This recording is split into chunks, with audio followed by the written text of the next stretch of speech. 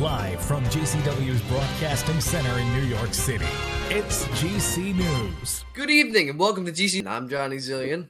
And I'm qerqjeremy, still filling in for II Prime Lion. Here are tonight's top stories. The weekend shooting of an unarmed black man at the hands of police has grown for the call for justice and police reform.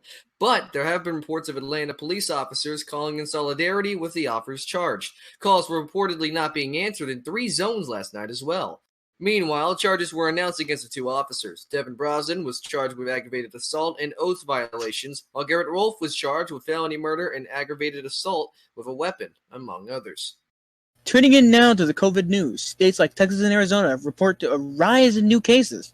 Both states are lax in their new reopening policies, allowing for more places to reopen. Health experts warn reopening it all at once could trigger a surge in cases. Florida has reported the largest number of positive coronavirus cases in one day, and researchers say that the state may become the next epicenter. Meanwhile, there's no reports in COVID cases regarding people who have attended a protest in the past 3 weeks. Around 1.5 million people filed for unemployment for the first time last week, according to data released Thursday by the Department of Labor, higher than economists' predictions of 1.3 million. Initial claims totaled 1.508 million for the week ended June 13th, down from 1.566 million in the prior week, according to the Labor Department figures. The latter figure reflects an upward revision of 24,000. Specifically, Thursday's data showed that continuing claims, or the number of people applying for ongoing benefits, is now around 20.5 million. With the economy reopening, that number should have tapered off by now, labor market analysts say, since millions of people who were furloughed or laid off are theoretically returning to their job. As states begin their gradual reopening, the massive toll of unemployed took on a new reality this week, with videos circulating on social media of hundreds of people lining up for hours and sometimes overnight to speak in person to a representative from their state labor department in hope of claiming their unemployment benefits. Less than a quarter of hospital beds for intensive care patients are now available in Florida as state grapples with a spike in coronavirus cases. Data provided by the state revealed on Thursday these were only 1,371 adult ICU spots available out of 6,064 statewide, which is about 22.6%. The Agency of Healthcare Administration showed in an update posted at 3:32 p.m. EST. On Thursday, the state had an increase of more than 3,200 cases in the biggest single-day spike of this pandemic. New York Governor Andrew Cuomo said he will be conferring with his public health experts and considering call for a 2-week quarantine against Floridians coming into his state. And now let's get a look at your national weather.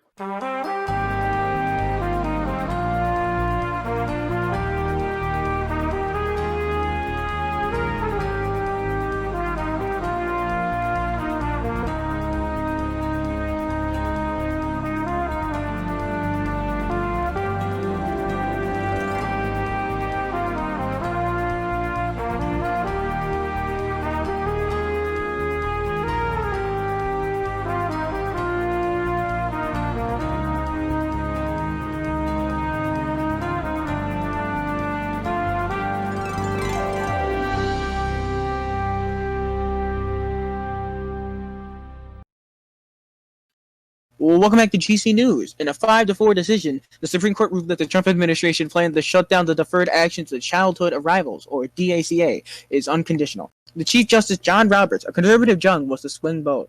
It's the second time this week that Roberts sided with the liberal judges to hand a blow to the current administration. After siding with those same judges to rule the companies cannot fire LGBTQ members from their jobs simply for their sexuality.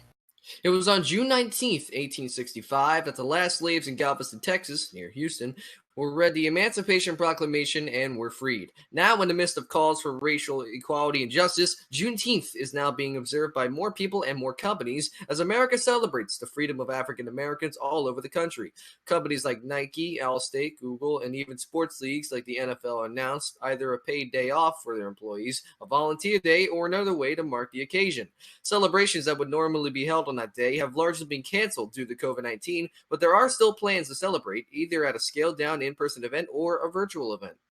Senate Republicans unveiled their version of the police reform legislation Wednesday after weeks of nationwide protests over the law enforcement treatment of Black Americans, setting up the battle with Democrats who are advancing a more sweeping version of reforms in the House. The bill, put together by the Senate's lone Black Republican, Tim Scott of South Carolina, wouldn't ban chokeholds, but it would withhold federal funding from the police departments that don't stop using the potentially deadly technique. It announced In announcing the proposal, Scott defended the bill's approach, insisting that it would lead to a practical ban on the tactic. If you think about the inability to have any grants if in your department had chokeholds, that, frankly, it's by default a ban on chokeholds, Scott said.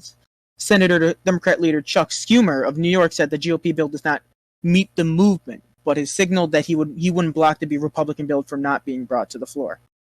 Facebook removed 88 ads Thursday posted by the accounts of President Donald Trump, the Trump campaign, and Vice President Mike Pence, as the social media giant said they were, quote, violating our policy against organized hate, unquote.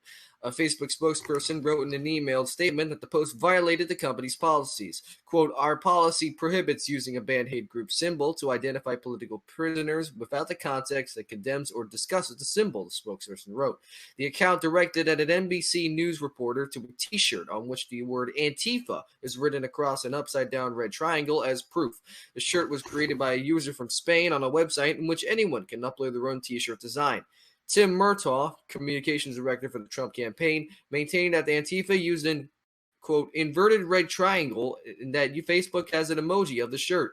Quote, we would note that Facebook still has an inverted red triangle emoji in use, which looks exactly the same, so it's curious that they would target only this ad, Murtaugh said in an emailed statement. Jonathan Greenblatt, CEO of the Anti-Defamation League, said the Trump campaign should take more caution with the symbols it uses. Quote, whether aware of the history or meaning for the Trump campaign to use a symbol, one which is practically identical to that used by the Nazi regime to classify political prisoners in concentration camps to attack his opponents is offensive and deeply troubling, Greenblatt said in an email. Coming up, John Bolton has just released a brand new book. And the host of this year's Hobby Awards is about to release a small hint to this year's stage design. We'll be right back. Interesting. Wonder who that is.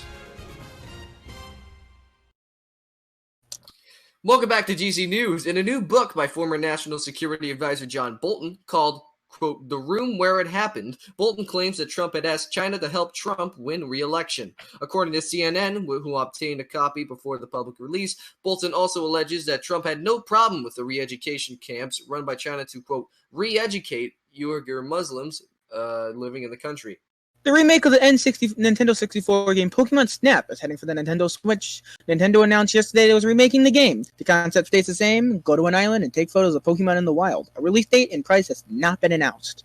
As the second annual Hobby Awards are coming closer, the stage has been set for the ceremony on Saturday. The host of the awards, Gamer J881, will stand on the stage inside of the new theater, and he also posted a small stage reveal and a blurred background photo, which came with this weekend's schedule. Here's the photo, which will be released with the full show schedule later tonight.